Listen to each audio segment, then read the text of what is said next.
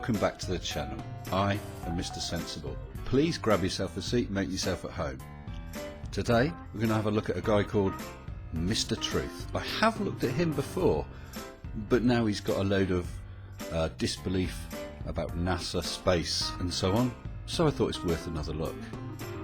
Before we do though, big thanks to my patrons. With massive thanks to all my patrons, including new patrons Duranku, Critical Analysis, Justin Neal, Mark Adrisioko, John Tomchick, Paul M. Rowe, Tom C., Bjorn Kamitz, James Holman, Michael O'Quinn, Stromgall, Edwulf Sledgeverter, Opus One, Keith Morrill and Tim Boston, and my newest patrons Alexander Henkel, Janie, Stephen Huxtable, Surf and Paul Reap. Thank you all very much. Okay then, Mr. Truth, why don't you tell us what you got? Roll VT. Share your knowledge with us.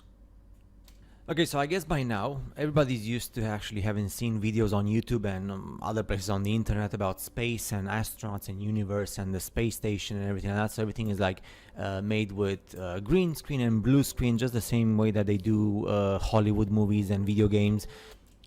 You do know that the Apollo moon landings was all black and white. Blue screens wouldn't be much good there. Green screens, chroma key. Everything is CGI. Everything out there in space and universe is CGI. And Have you not seen those feeble by today's standards animations, things like Sputnik and so on? They use physical models or drawn cartoons, literally drawn cartoons. There wasn't CGI then. everything is fake, right? So we all know that. So everybody knows this, and they actually Well, you allow do. it to be public so that people know, which is cool. You know, it's actually I actually respect them for this. You actually allow everything to be public according to the freedom of speech and all that. So it's all fake. They go to great extent to make it look as real as possible, but they want everyone to know that it's fake. Okay. Because you're supposed to know the truth, right? So it's cool. To be honest, I love movies as well. I love Hollywood movies, and I love the way that they use blue screen and green screen and all the CGI to make all these things that look so real. And that's the same concept they use when you see NASA videos in space and all that stuff. Well, no. They use blue screens and green screens, things like Lord of the Rings, because half the things don't exist in reality. If they want big Balrogs and things like that, they have to use CGI, and they're putting the characters in fantasy places, and so they have to fake it. That's not the same as with things like the International Space Station. And the graphic you've got on the screen now is a graphic that's indicative of the satellites. It's not supposed to be a real bit of film.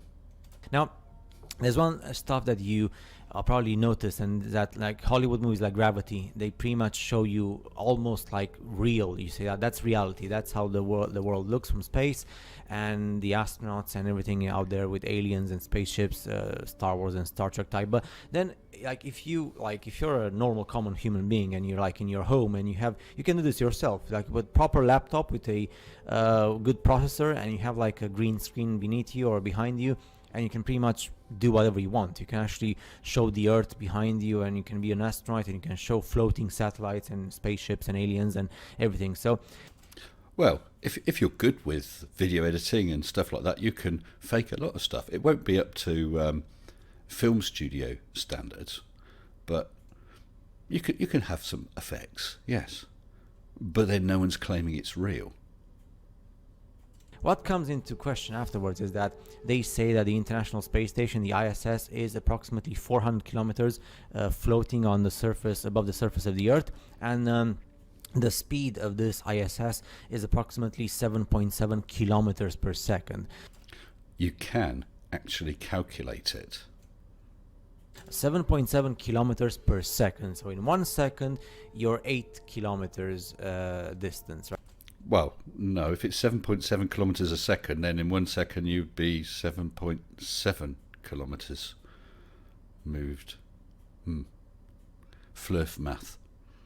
Right, so times 60 seconds, that's almost 500 kilometers in 1 minute, which is absolutely amazing and crazy and insane. Well, it's not amazing and crazy and insane. it's just fast compared to speeds you can do on Earth.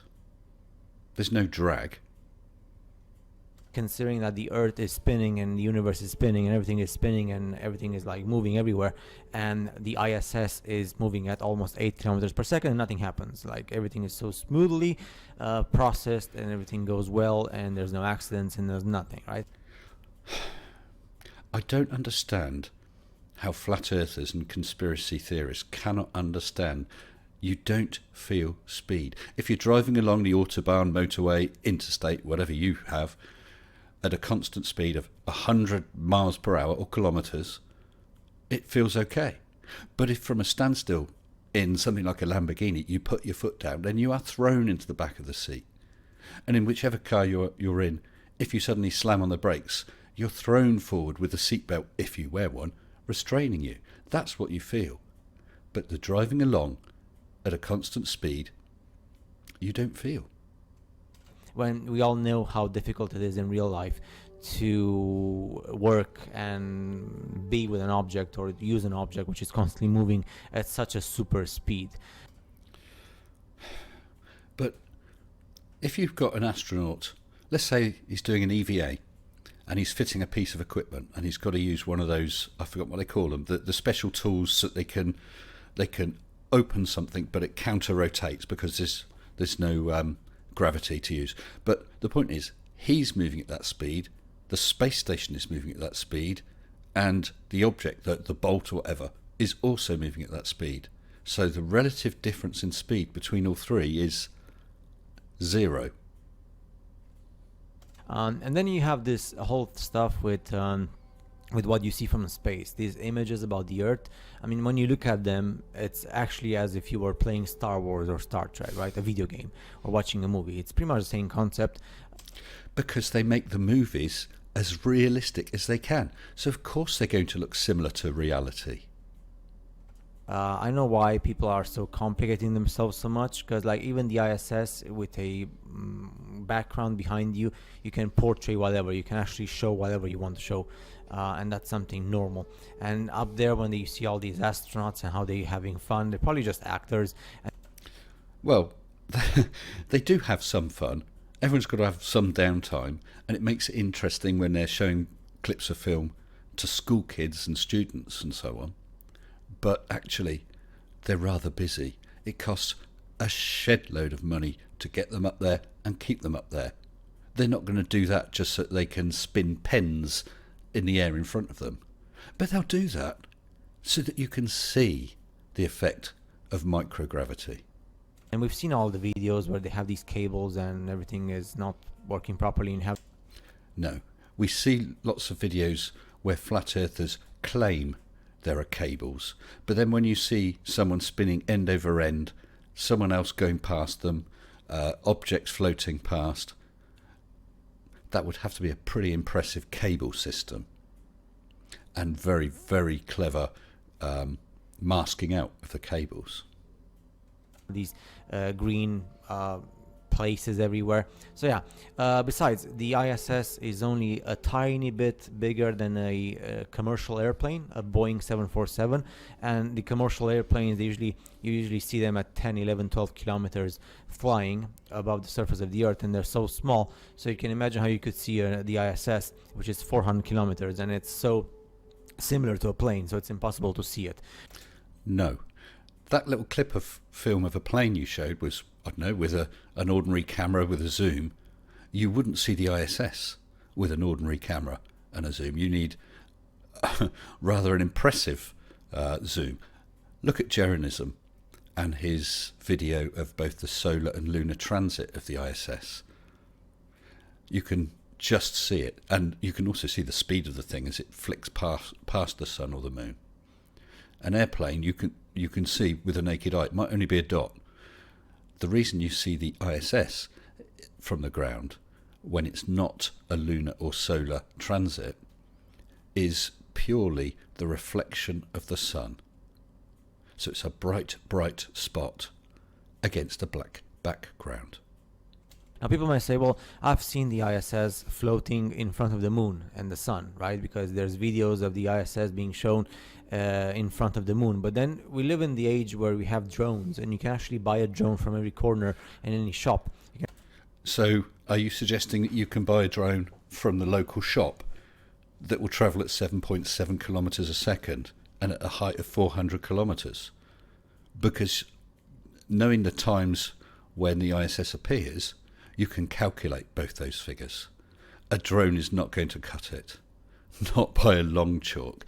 And also, of course, how can you go to a website that will predict where that ISS will be, that will predict the times of a lunar or solar transit, if you're reliant on some idiot with a drone? You can actually buy a drone, and you can actually send the drone upwards in the sky and then use your Nikon camera to film it, and you can actually show people, look, it's the ISS floating in front of the moon. So you can actually do that yourself. So are you saying that Jeranism lied when he filmed his solar and lunar transit? I mean, I'll give Jeranism 10 out of 10 for the ability to actually take that film. His conclusion was just he didn't believe it, but that's by the by. The point is he did it. I don't doubt he did it. I don't call him a liar for doing it. But apparently you are. With a Nikon camera or a telescope and a drone, and it's very easy. So I don't know. I guess it's so simple. It's I don't know why people complicate their lives so much. Well, let's see you do it. Let's see you use the website, calculate where you can see it, film it, and then explain what the hell you've just filmed. And then all these videos you see with cables coming out of the back of astronauts and bubbles in space and all that stuff. I mean, if they really wanted people to not see them, they would not be able to. They would not be available on the internet, right? Well, firstly, that clip of film you've got is obviously some computer animation. As for bubbles, there's very, very much there's great doubt in those clips of videos. They're microscopic specks, brightly lit, no clear images of cables, and they are not filmed underwater. Underwater, an astronaut's face through the visor looks like this. Just have a look how this astronaut's face is distorted because of refraction. And if she was handling any tools, they would dangle downwards because of gravity, which of course doesn't happen in space. So the reason why they're available is because you're supposed to see them. So you're supposed to know all these things. That little visual you showed there, let me see if I can just go back a spec. That cable, that's not that's not a cable that's supporting an astronaut to fake things, because if it was, what the hell is that bloody great black thing there? Not very hidden, is it? That's just holding some tool, or it's a tether. So you're supposed to know all these things. And then also when the astronauts are like supposed to be floating or flying into space. Contrast that view of the astronaut's visor there with the one I showed you just earlier. Just pure reflection. You don't see his face all distorted through a glass or composite visor like you did on the underwater one, do you?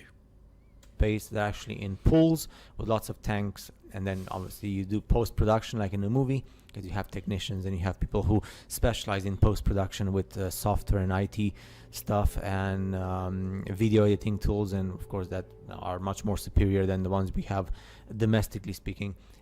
I'm sure they would be, but it would take more time, effort and money to fake all this than it would be to bloody go there. And you do whatever you want. And then there's this thing with the space garbage or space rubbish. They say like space is full of rubbish and trash which floats around the Earth, but curiously enough, the ISS is moving at almost 8 kilometers per second, and you never have any trouble with hitting all this trash. Yes, there's a lot of objects up there. Some are microscopic, some are larger, like I don't know, a bolt that escaped, and some are massive, like a satellite. But if I scattered 8,000 pieces of garbage around the entire surface of the Earth, what's the chance of one of those hitting you? Virtually nil.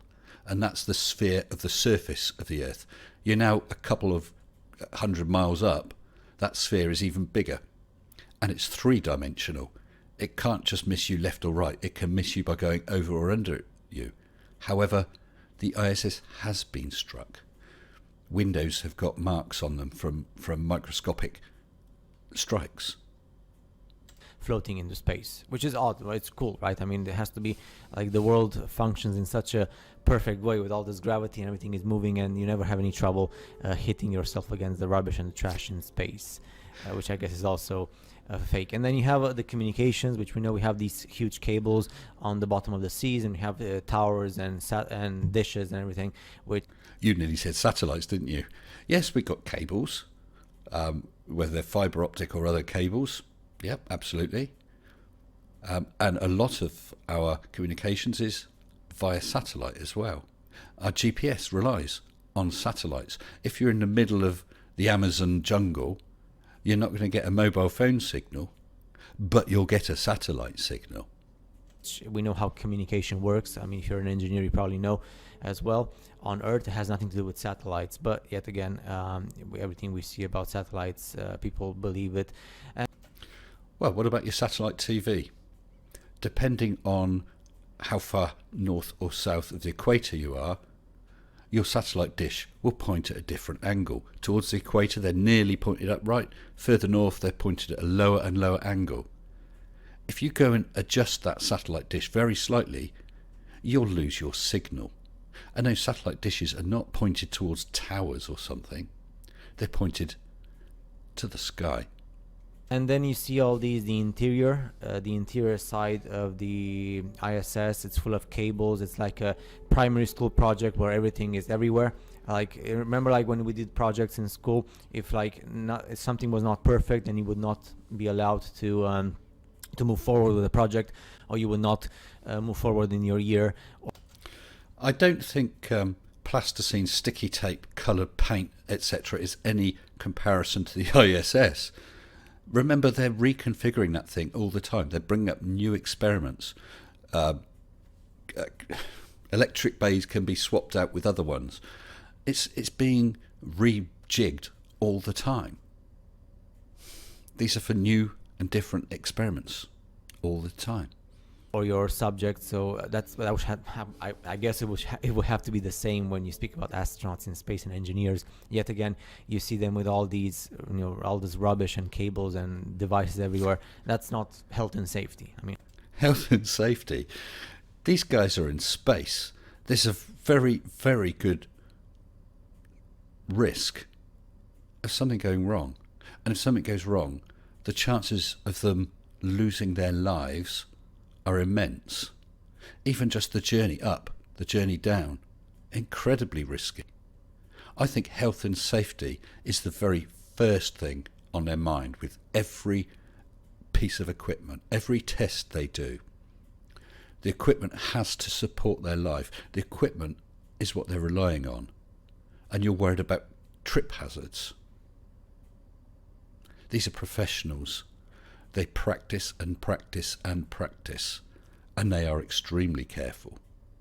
How important health and safety is in the US and the UK and other countries, and in space it seems like health and safety is nowhere. And then it's obviously fascinating how when you send spaceships into space, and those spaceships, which we never see because everything we see is CGI, they're supposed to connect while they're moving. So the ISS is moving at 8 kilometers per second and the spaceship is moving, and they're supposed to connect to each other while they're moving in space with all the trouble and the temperatures and the trash and rubbish, and everything goes smoothly.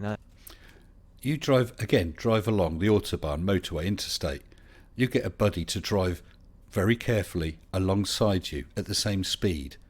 You both open your windows. You could edge towards each other and pass something between yourselves. The difference in speed between you is 0. And as for the rubbish, as we said, if you've got, let's say, 20,000 bits of rubbish only scattered across this entire Earth, then what's the chance of you hitting one while you're travelling along that length of motorway?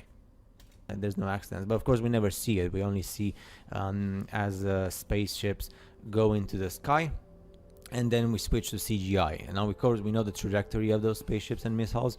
They're always like, they go up and then they come down again into the desert or the ocean. No. With things like the Saturn V and some of the other rockets, they do dispose of the boosters. They release them, although now with the SpaceX they're able to reuse them. But yes, they would be released and would drop into the sea, so that they didn't hit and land on a city and so on. But no, you don't see the space shuttles going up and crashing down. You don't see all these satellite launches with the rockets going up and crashing down, because they go into space. So yeah, and then there's an engineer in NASA who's called Kelly Smith, and Kelly Smith said that it's impossible to send people and computers into space because of the radiation, and nobody will be able to survive because of the Van Allen radiation. Misquote of the year. Yes, the Van Allen radiation belts are real. The Van Allen radiation belts are dangerous for us and for our equipment, more so than when Apollo went, because we've now got microchips and so on, and the electronics that they had then were less susceptible to damage. Also, for Apollo, they shot through the Van Allen belts as quickly as they could, but they still received a dose of radiation, approximately the same as that allowed for a nuclear engineer. So yeah, it's not good, but it wasn't lethal. With the later shots that they're talking about, potentially they will be in the Van Allen belts longer. And even once they get through them, once they're in open space, away from the protection of our magnetosphere, there is a concern about the amount of radiation that astronauts will receive. So that's just a problem that's got to be solved. It doesn't mean we can't do it. So my question is, if we can't go today because of the Van Allen radiation, then how did we go back in 1969 and 1970? Google is your friend, although I don't think you're talking to him. 300 and something thousand kilometers to the moon. Now they say that the moon is within the atmosphere of the Earth, right? It's very... All they're saying is they have measured... You seem to think the atmosphere of the Earth is thick air, thick air, thick air, and now we've discovered the moon is within it. No, the atmosphere is a gradient, petering out to almost zero. 10 to the negative 17 torr once you get into space. But there are still molecules and particles from the atmosphere, and it's just that they've discovered that reaches out as far as the moon. It's not like a windy day. We're talking about odd molecules. I guess they don't care about what you think in the end, right? They don't care if you actually investigate by yourself. Well, I don't think they give a toss what you think, because no matter how much evidence you're given, you're just going to make up rubbish. And you realize all the lies and all the stuff, right? So the Van Allen belts, actually, they look pretty much like the dome that covers the Earth, because they say, according to the engineers, there's like several layers of Van Allen belts. Well, firstly, they don't look like anything. You can't see them. You'd have to measure them. And now suddenly a dome's got several layers. This dome we've never seen, by the way. And the first layer is between 500 and 5,000 kilometers. And then the second layer is... or the exterior layer is between 15,000 kilometers and 58,000 kilometers. So that could be like the layers of the dome. It could be like the layers of an onion. Why would you make crap like this up? With the portals, such as you read in the Book of Enoch and all those other books, which is absolutely fascinating, right? Because Now we got portals, and you're going to biblical type script. So you'll accept that over and above that image that's on the screen right now. Allen belts, they sure look like some kind of like limitations up there in the sky, which you cannot cross into. I guess Project Fishbowl back in the 60s, they tried to do that, but it was not successful, or it was, maybe we don't know. And it's quite curious afterwards when you listen to all the engineers saying we can't go to space, but then you see the projects with Mission Apollo back in the 60s and the 70s, and those primary school projects with all, I mean, they look like primary school projects. Primary school projects. As I said, the Apollo astronauts did go to the moon. They risked their life massively. Nobody knew. They were explorers. These were the bravest of the brave men. And you just shrug it off and spout crap on YouTube. And they were able to go to the moon and back. And then you listen to the interview with Don Petit saying that they would go to the moon again, but they do not have the technology anymore because they destroyed it. Yes. And as I pointed out in one of my earlier videos, one of the world's favourite cars is a 57 Chevy, but there's no factory producing them. If you wanted to make 57 Chevys, you'd have to build all the line again. You'd have to train all the workers. You'd have to source all the parts, many of which are no longer made. Or you could just buy a modern car. Why do you destroy the technology to go to the moon? Because like you need that technology for the future, right? At least leave it for future people to actually repeat it and go to the moon. But as I said, they can no longer make 57 Chevys unless they're sort of handmade specialist. Why did they destroy it? Because it was no longer needed. The needs and wants changed. Now we've got faster, more efficient cars with modern technology in. If you want to go round in a 1950s car, be my guest. But things move on. So they said it's a pain in the butt to reconstruct the technology again. So yeah, and then you have to believe all this. And then if you say I don't believe you, then I am the crazy guy, right? So I'm the guy who doesn't deserve to go to college or to university to get a degree. I didn't think you'd actually got out of the primary school and you're still making plasticine models. Or to be an engineer, right? I cannot see you being an engineer.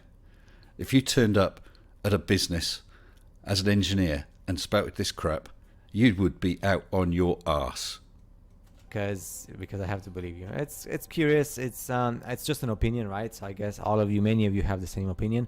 But I was like interested to actually do like a small video with all this compressed. And yeah, just leave it there. So I'll see you guys in the next one with more interesting stuff as usual. Take care. Well, thank you so much for all that, Mr. Doubting Thomas. Don't call us, we'll call you. I hope you've enjoyed it.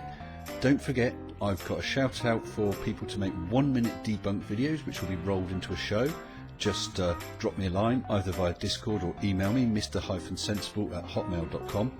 I'm also looking out for some creators to make full episodes to cover an area in January where I won't be able to make many videos. So a chance for you to get a big audience, and it fills in a gap for me. So win-win. Hope to see you all again. Until next time, stay sensible. Shut up and sit down.